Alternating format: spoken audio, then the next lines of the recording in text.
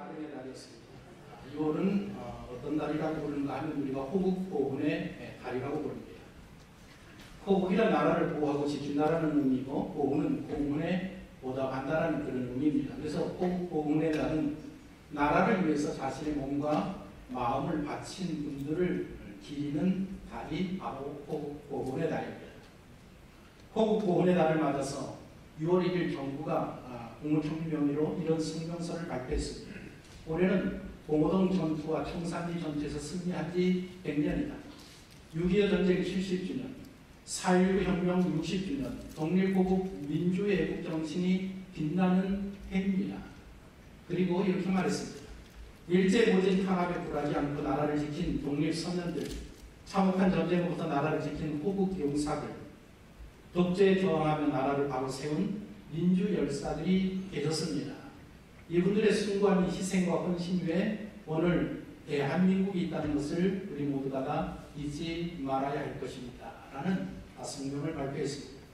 호국보훈의 달을 맞이하여서 어떤 설교를 하는 것이 좋을까 생각하다가 오늘 본문의 이 요시야 왕에 대한 이야기가 생각이 났습니다.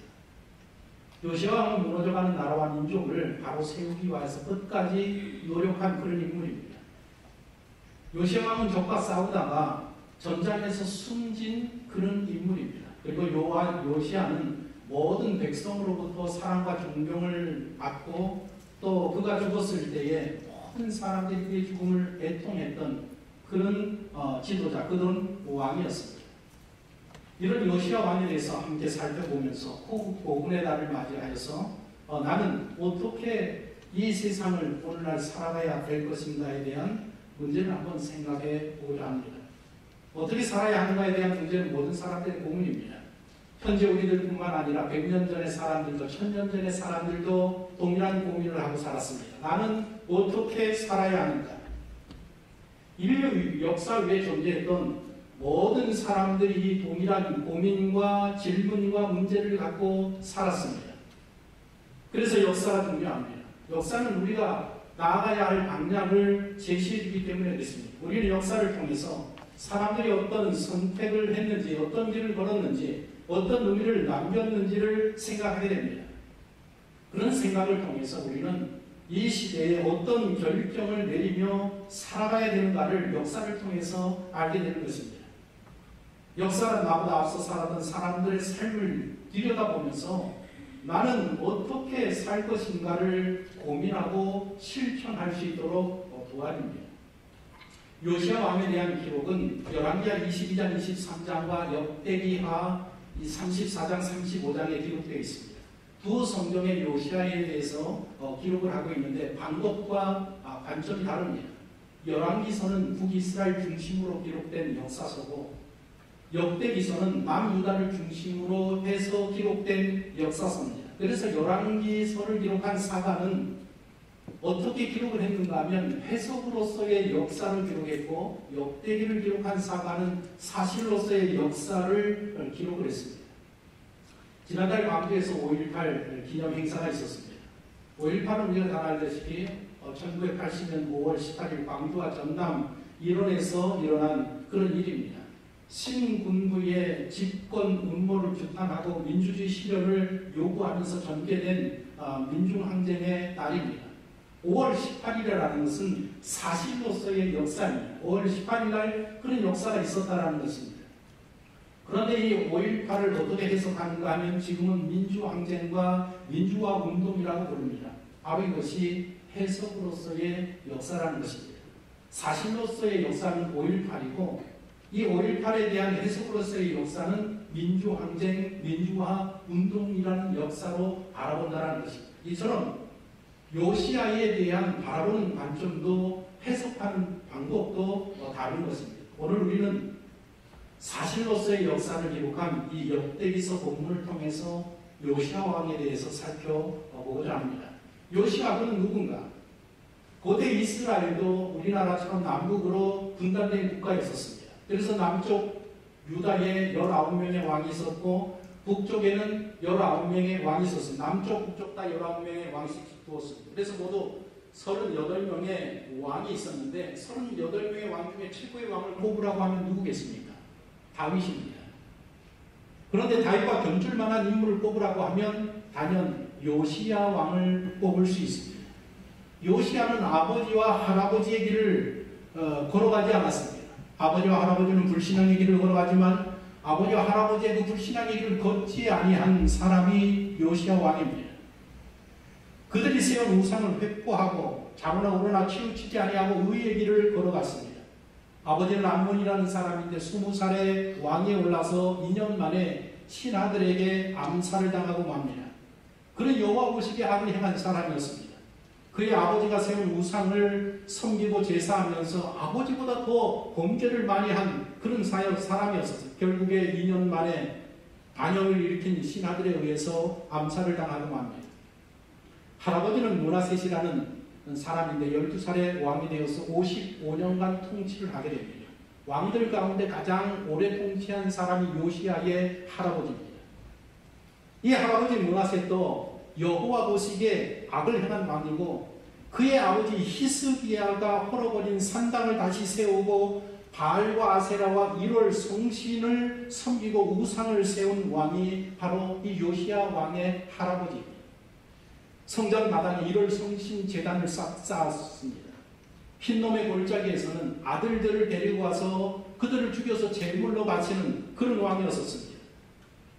하나님보다 무당과 점쟁이를 신뢰하고 제사장들과 선지자들보다 그들과 가까이 하여서 어려울 때마다 무당을 찾아가고 점쟁이를 찾아가서 장례를 물었던 왕이 요시야 왕의 할아버지 므낫셋입니다. 나라에서 율법책을 다 불켜버렸습니다. 그리고 그 유명한 이사야 선지자를 톱으로 쳐서 죽인 자가 요시야 왕의 할아버지입니다. 55년을 통치하면서 나라와 백성을 타락시킨 가장 악한 왕이 요시야 왕의 할아버지 므낫셋이었다는 것입니다. 요시야는 아버지가 신하들에 의해 살해된 후에 8살 어린 나이로 왕이 됩니다. 어린 나이에 왕에 올랐지만은 할아버지의 길을 걷지 아니하고 아버지의 길을 걷지 않았습니다. 아마도 그에 뒤에는 신앙적으로 선한 영향력을 끼친 사람들이 있었던 것 같습니다. 어쩌면 어머니였을지도 모르겠습니다. 아니면 후견인이나 멘토가 있었던 것으로 추정이 됩니다. 8살의 왕이 되어서 8년 동안 열심히 신앙인으로서 신앙교육을 받고 왕으로서의 교육을 잘 받으면서 성장을 합니다. 아동 시절과 청소년 시절을 믿음 안에서 잘 성장했다는 것입니다. 그러다가 16살이 되었을 때에 하나님을 만납니다. 요즘식으로 말하면 16살 때에 예수님을 만나서 구원을 경험하게 되는 것입니다. 34장 3절에 이렇게 기록되어 있습니다. 아직도 어렸을 때 곧 왕위에 있은 지 8년의 그의 조상 다윗의 하나님을 비로소 찾고 16살 때에 비로소 그가 믿는 하나님을 그가 직접 만나고 체험하고 구원의 확신을 갖게 되었다는 것입니다. 당신은 예수님을 만나셨습니까? 거듭나셨습니까? 구원 받으셨습니까? 구원의 은혜는 예수님을 믿을 때 거듭날 때 주어지는 하나님의 선물입니다. 예수님을 만나지 못한 채 신앙생활을 하게 되면 그것은 종교생활이 됩니다. 종교생활로는 구원에 이르지 못합니다. 신앙생활을 할 때만이 구원함을 이룰 수 있고 온전한 구원을 받을 수 있는 것입니다. 국민일보 겨자씨란이라는 난이 있습니다. 이제 목사님들이 목회하면서 자기의 목회를 간단하게 소개하는 그런 난인데 그 난에 아마 한 달 전 정도 것으로 기억하는데 시골에서 목회하는 목사님이 시골에서 목회할 때의 경험을 올렸습니다. 제목이 뭔가 하면 오디와 새똥이라는 제목으로 글을 올렸습니다. 뽕나무에 달리는 열매가 오디라고 하는데 이 오디가 처음에는 푸른색이었다가 그 다음에 붉은색으로 변하고 먹을 때쯤 되면 까만색으로 변합니다. 아마 많은 분들이 아실 것입니다. 학교에서 돌아온 어린 딸과 함께 오디를 따라 이 목사님이 이제 길을 나섰다고 합니다. 딸이 물었답니다. 아빠, 오디가 익었다라는 것을 뽕나무를 안 보고도 알 수 있는데 아빠는 알아요? 물어보더랍니다. 뜻밖의 질문을 받고 아버지가 아무리 생각해도 모르겠다고 이야기하니까 큰 비밀을 알려주듯이 딸이 자랑스럽게 말하더랍니다. 새똥을 보면 알아요. 새똥이 까매지면 오디가 익은 거예요. 내가 주님을 만난 사람인지 그래서 구원받은 사람인지를 어떻게 할 수 있느냐? 똥을 보면 알 수 있습니다. 예수님께서도 말씀하시지 않았습니까? 그 열매로 그들을 알지니라. 우리에게서 나오는 열매가 어떤 열매인가를 통해서 그 사람이 정말 예수님을 믿는 사람인지 구원받은 사람인지를 알게 된다는 것입니다. 요시야에게서는 그 많은 열매들이 나타났습니다. 그 열매들을 볼 수 있습니다. 18살에 하나님을 만나고 그리고 20살이 되었을 때에 우상을 회파하기 시작합니다. 예루살렘과 유다 전역을 다니면서 할아버지와 아버지가 세워놓은 모든 우상들을 다 제거합니다. 바알과 아세라와 태양상들을 다 찍어내고 그것을 빻아서 가루로 만들고 그것을 섬기던 사람들의 무덤에 다 뿌리는 그런 일들을 합니다. 전국 각지를 돌아다니면서 우상을 섬기던 제사장들의 묘를 다 파헤쳐서 그들의 뼈들을 그들이 제사하던 제단 위에다가 다 불살르는 그런 일들을 합니다. 요즘 우리나라 여권에서도 이런 일을 하려고 지금 추진하고 있다는 것을 아마 여러분들 아실 것입니다.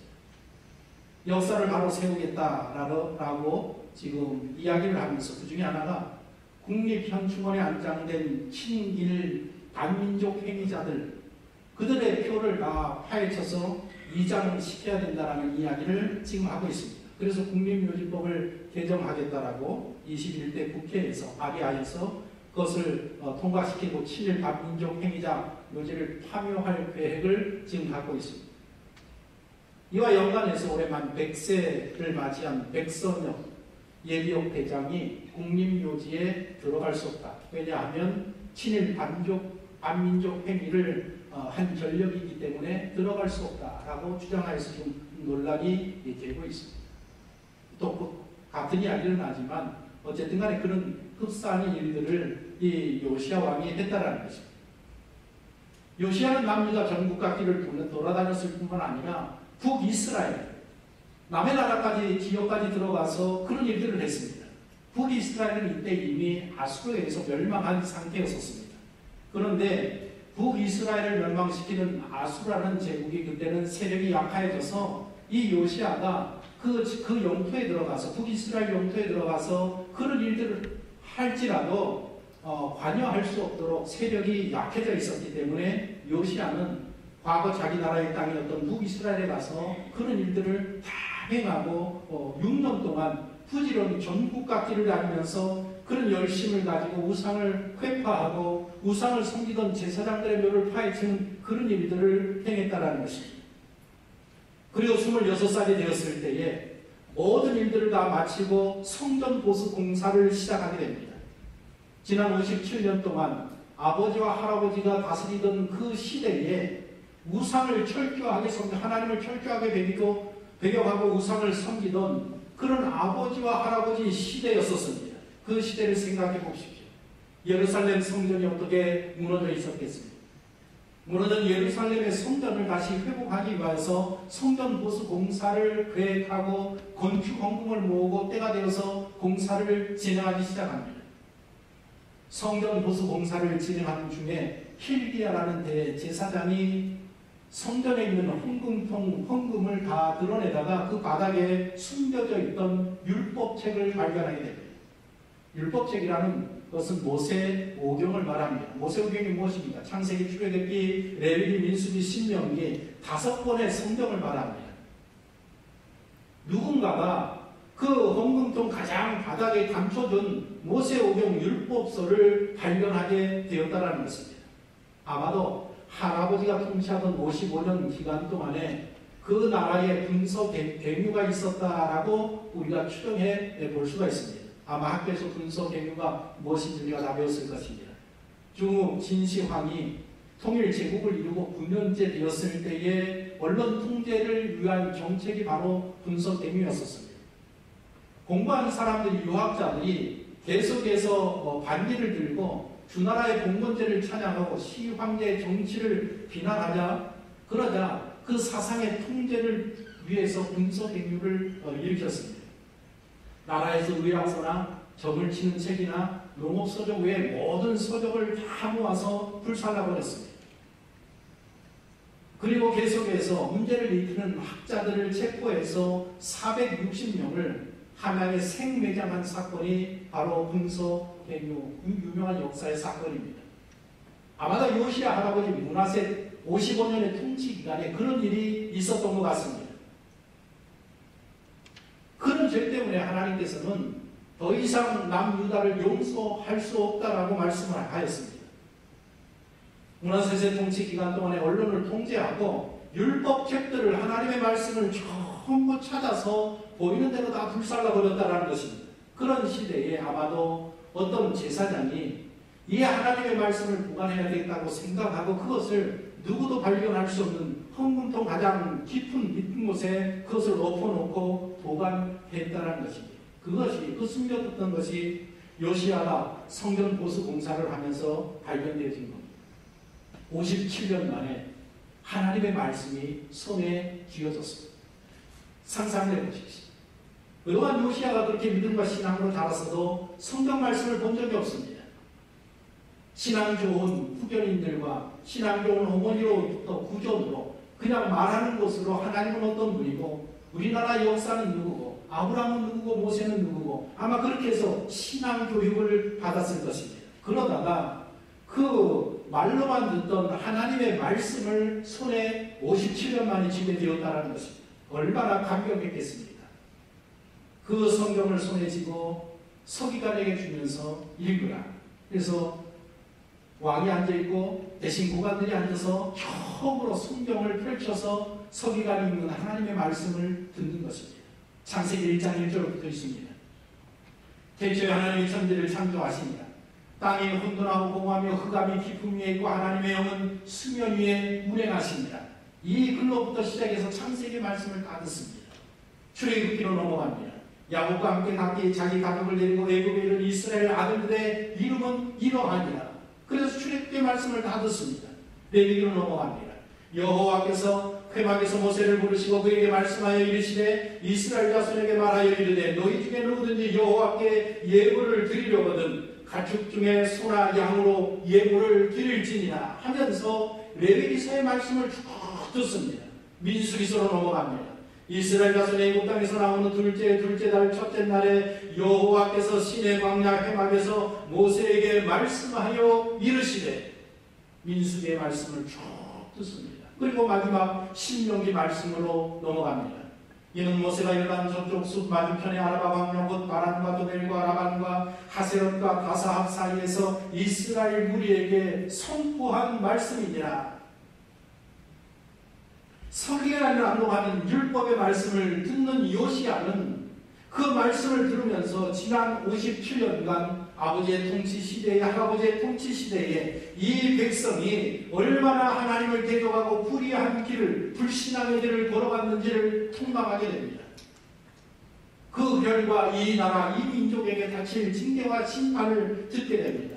요시야는 더 이상 하나님의 말씀을 들을 때에 보좌에 앉아 있을 수가 없었습니다. 내려가서 무릎을 꿇고 하나님의 말씀을 들으면서 자기 옷을 찢으면서 통곡하면서 하나님의 말씀을 들으면서 나라와 민족의 죄를 회개하기 시작합니다. 하나님의 말씀을 다 들은 이 요시야가 이제라도 이 나라와 이 민족이 우리 백성이 하나님의 징계와 심판에서 벗어날 길은 없을까? 살아남을 수 있는 길은 없을까? 생각하다가 신하들을 당대 최고의 경건한 선지자에게 보냅니다. 아마도 당대 가장 훌륭한 선지자는 여자였었던 것 같습니다. 여자 선지자 hul다라는 그 선지자에게 사람들을 보내서 이 어떻게 하면 우리가 이 위기를 벗어나고 이 심판을 벗어나고 구원함을 받을 수 있는 길이 있는가를 묻게 됩니다. 여선지자 hul다는 요시야에게 이런 대답을 전합니다. 이 나라 이 민족 이 백성에게 율법에 기록된 모든 저주가 반드시 임하실 겁니다. 피할 수 없습니다. 하나님의 진노가 이곳에 쏟아질 것이고 하나님의 진노는 결코 꺼지지 아니할 것입니다. 그러나 요시야에게 말합니다. 하나님께서 당신의 그 기도를 들고 당신의 마음을 받고 당신의 믿음을 받으셨답니다. 그래서 이 나라는 하나님의 심판을 면하지만 당신에게는 은혜를 베푼답니다. 이 땅에 내리는 재앙을 보지 아니하고 당신은 평안히 죽어서 묘실에 안장될 것이라고 하나님께서 말씀하십니다. 성전 보수 공사를 마친 요시야는 신하들과 모든 백성들을 다 성전으로 불러들여서 하나님 앞에 예배를 드리고 아마 보수 공사 완공한 기념으로 예배를 드렸을 것입니다. 그리고 그 자리에서 사만이 읽어준 그 하나님의 율법의 말씀을 모든 백성들이 성전에서 그 하나님의 말씀을 듣습니다. 그 하나님의 모든 말씀을 나들은 백성들과 왕이 하나님 앞에서 성전에서 맹세합니다. 하나님, 이제부터는 우리가 하나님, 우리 이 말씀에 손을 얹고 약속합니다. 맹세합니다. 이제부터는 하나님 말씀대로 사는 민족, 백성이 되겠습니다. 그러면서 왕과 모든 신하들과 백성들이 하나님 앞에서 말씀으로 살기로 오작을 한다는 것입니다. 그 시작으로 율법에 기록된 그 유월절을 지킨 것입니다. 57년 동안 절기를 지킨 적이 없습니다. 하지만 이제 유월절 절기를 지켜야 된다는 것을 하나님의 말씀으로 깨닫게 된 왕들과 백성들이 성대한 유월절을 준비하면서 지키게 된 것입니다. 요시아는 백성들을 위해서 자기 어린 양 어린 염소 3만 마리를 내놓습니다. 생각해보시 3만 마리입니다. 숫소 3,000마리를 희생제물로 내놓습니다. 그날 요시아가 백성들과 함께 지킨 유월절에 대한 성경의 평가는 이렇습니다. 35장 18절입니다. 선지자 사무엘 이후로 이스라엘 가운데서 유월절을 이같이 지키지 못하였고 이스라엘 모든 왕들도 요시아가 제사장들과 레위 사람들과 모인 온 유다와 무리 이스라엘 무리와 예루살렘 주민과 함께 지킨 것처럼은 유월절을 지키지 못하였다.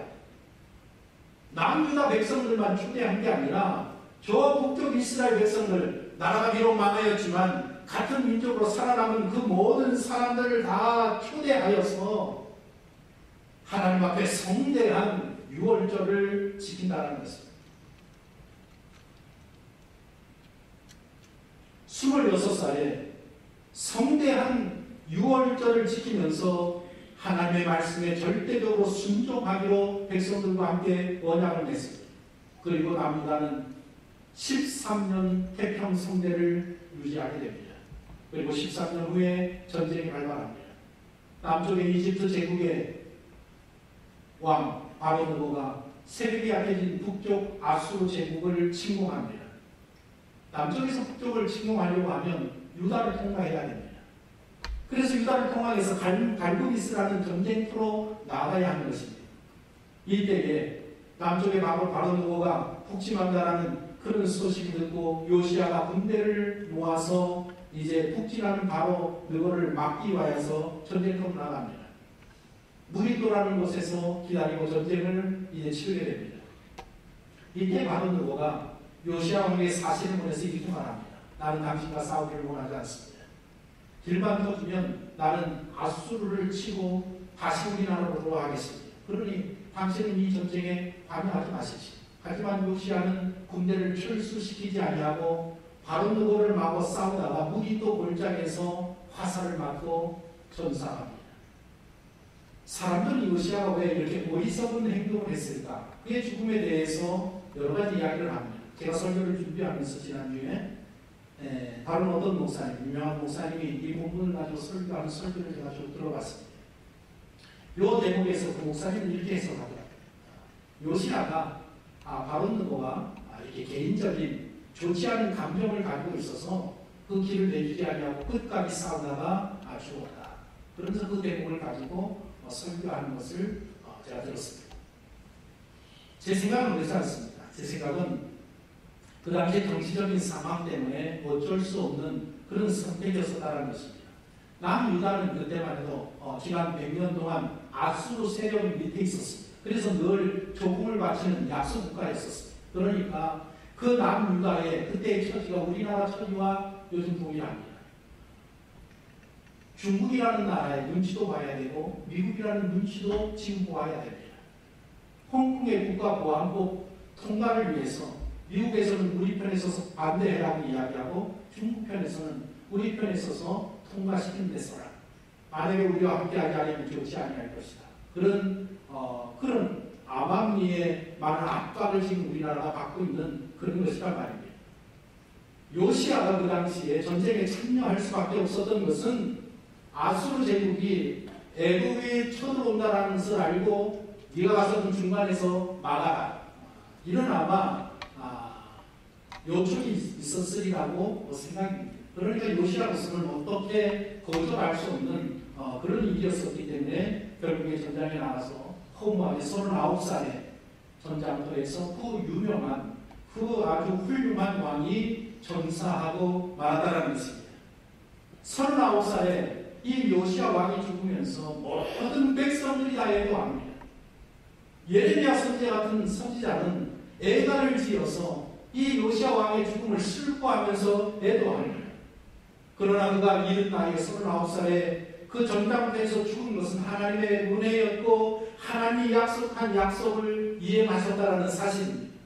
여자 선지자 볼다가 요시아의 운명에 대해서 뭐라고 예언했습니까? 34장 28절을 보면 내가 내게 너희 조상들에게 돌아가서 평안히 묘실로 들어가게 하리니 내가 이곳과 그 주민에게 내리는 모든 재앙을 내가 눈으로 보지 못하리라 했습니다.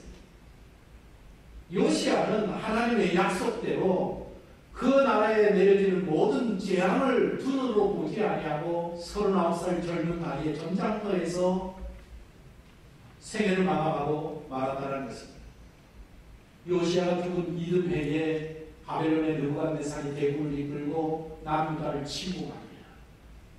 요시아의 뒤를 이은 세 아들이 처참한 운명을 맞습니다. 첫째 아들은 암살을 당하고, 둘째 아들은 애굽에 끌려가서 죽임을 당하고, 셋째 아들은 자기가 보는 앞에서 두 아들이 처형을 당하고 자기는 두 눈이 뽑히고 자기 아내와 가족들과 백성은 다 노예로 끌려가고 자기는 바벨론으로 포로로 끌려가서 바벨론에서 죽는 그런 비참한 운명을, 나라가 멸망하는, 민족이 멸망하는 그 운명을 맞이하게 된다는 것입니다.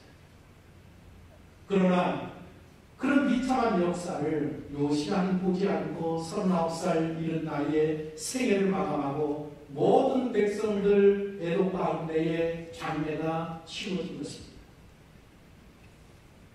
오늘 이 요시아의 히스토리를 통해서 우리가 생각해 보아야 될 것이 무엇인가? 우리나라 말에 골수에 사무친다라는 말이 있습니다. 골수에 사무친다.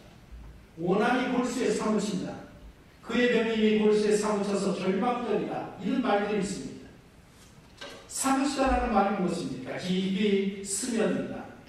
멀리 뻗쳐 닿는다라는 그런 의미입니다.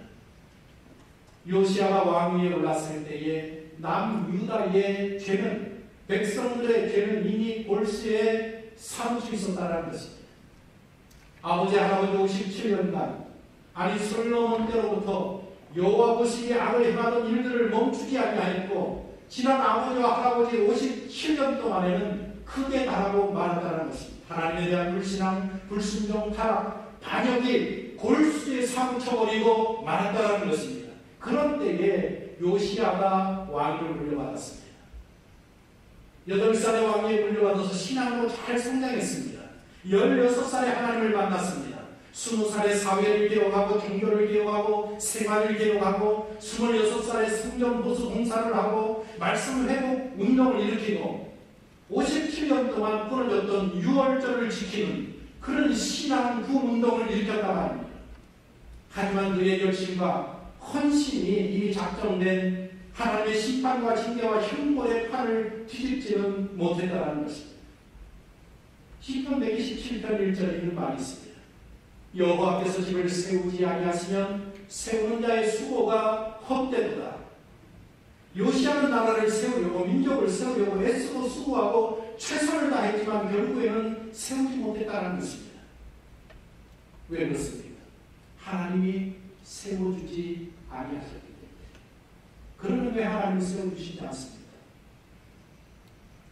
남유다의 타락과 부패의 길을 그들은 계속 갔고 지난 57년간 그 나라 민족의 흑암의 세력이 완전히 뒤덮은, 그야말로 부패와 타락과 죄가 골수에 사무친 그런 나라, 그런 민족이 되고 말았다는 것입니다.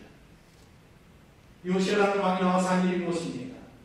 남유다의 명맥을 좀 더 유지시키는 그 일밖에 하지 못했습니다. 만회하지 못했단 말입니다. 회복시키지 못했단 말입니다. 왜 그렇습니까? 백성들의 죄가 골수에 사무쳐버렸기 때문에 그렇습니다. 죄가 골수에 사무치면 고칠 길이 없단 말입니다. 요시야 왕은 개혁을 계속해서 부지런히 주도했지만 백성들의 마음은 돌아서지 않겠습니다. 왜냐? 죄가 골수에 사무쳐버렸습니다. 요시야 이야기에 대해서 우리가 주목해야 될 한 가지 사실이 있습니다. 하나님께서 그에게는 피할 길을 주셨다. 사회가 복잡하고 다가가고 제가 골수에 사무쳐 없는 시대에 그런 시대에 살지라도 신앙과 믿음으로 좌다가 우리는 치우치지 아니하고 살아가는 그 사람에게는 반드시 하나님이 피할 길을 허락하여 주신다. 한 나라, 한 민족, 한 교회, 한 거대의 살 길은 하나밖에 없습니다.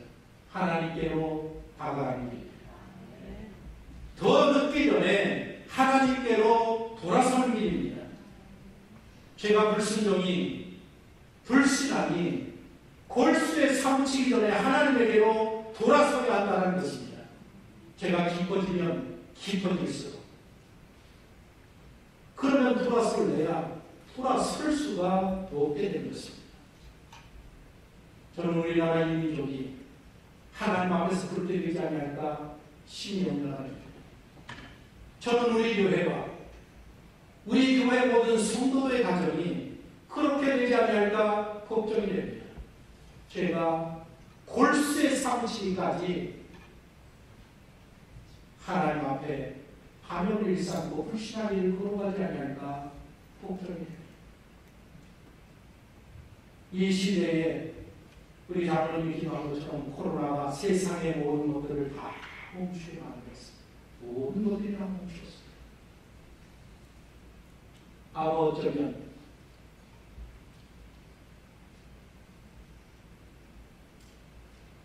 아마 어쩌면 더 이상 우리의 죄가 골수에 사무치는 것을 막기 위해서 하나님께서 우리에게 마지막 기회를 돌아가시는 것이 아니다.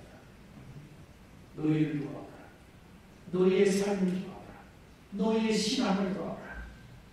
아마 어쩌면 더 늦기 전에 하나님이 돌아서기를 기대하는 그 마음으로 이 코로나 사태가 벌어지는 것은 아닌가 생각해 보셨습니다. 늦기 전에 여러분들의 죄와 여러분들의 불신앙이 골수에까지 사무치기 전에 하나님께로 돌아서 하나님의 백성이 되시기를 예수 그리스도의 이름으로 구원합니다.